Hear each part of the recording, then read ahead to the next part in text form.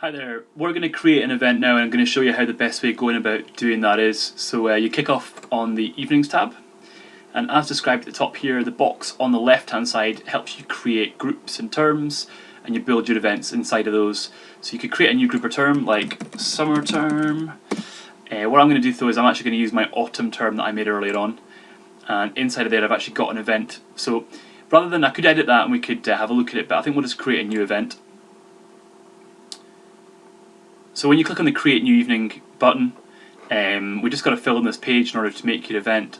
So we're going to give this a name such as Year 12 Parents Evening, and you have to give it a date.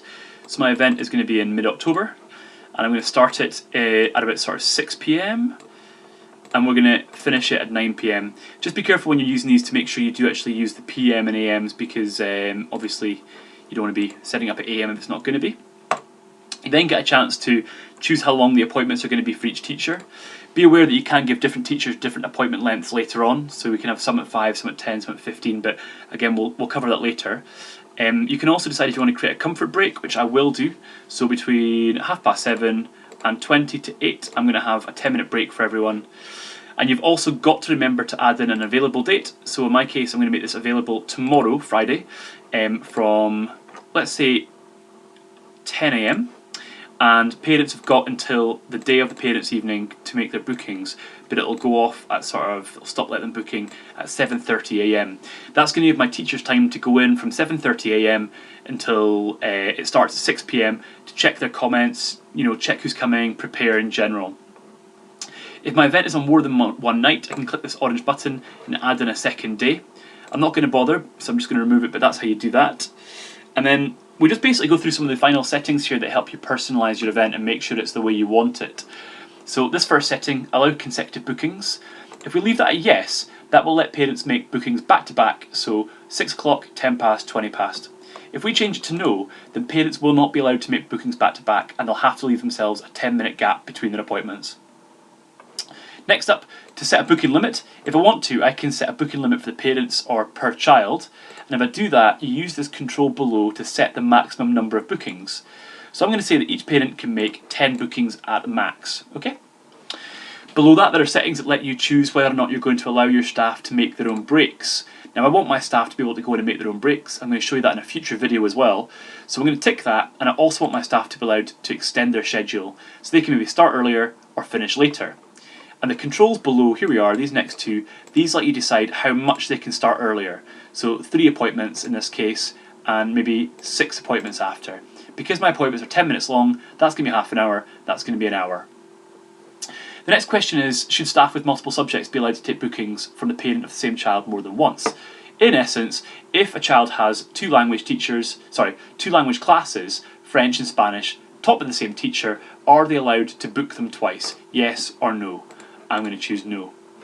And lastly, this is a setting that's quite useful just to turn on even if you don't intend on using it, because you can't turn it on later. I'm going to decide whether or not to allow my staff to have different appointment times. So as mentioned up here, everyone's going to have 10 unless I turn this on, and later on, as you'll see in a second, you can give different teachers different appointment time lengths. The last couple of things to do when you're setting up your event is to decide who, and to tell the software who the parents' evening is going to be for. Now, one way you can do this is by typing in the classes, so I can type in 12, and there's a predictor that comes up to show you, which classes have been uploaded. If I delete the 12s, my entire choices are 12 and 13, or I can click the whole school and I'll add it for everyone. I'm going to make a parents' evening for years 12 and 13 despite what I typed above, which was year 12. So what I might do is change this to year 12 and 13 parents' evening. And then also, before you save it, you can add a little message to appear on the parents' confirmations.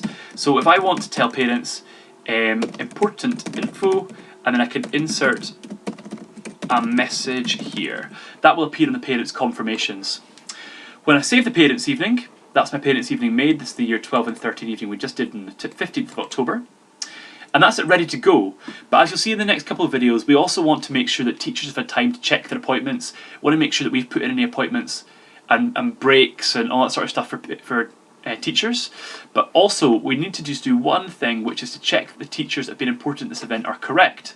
So click on the teachers button for the event, and you'll see there's 17 teachers been included in here. First of all, I'm going to talk to you about the appointment times. We mentioned earlier that you can change them.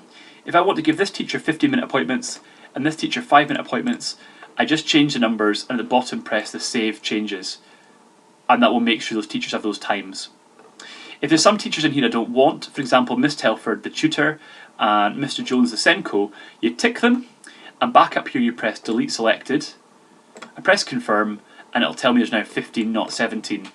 Be very careful to do that if your parents' evening is open, because as with before, if you delete teachers and they've got bookings, those bookings will be lost.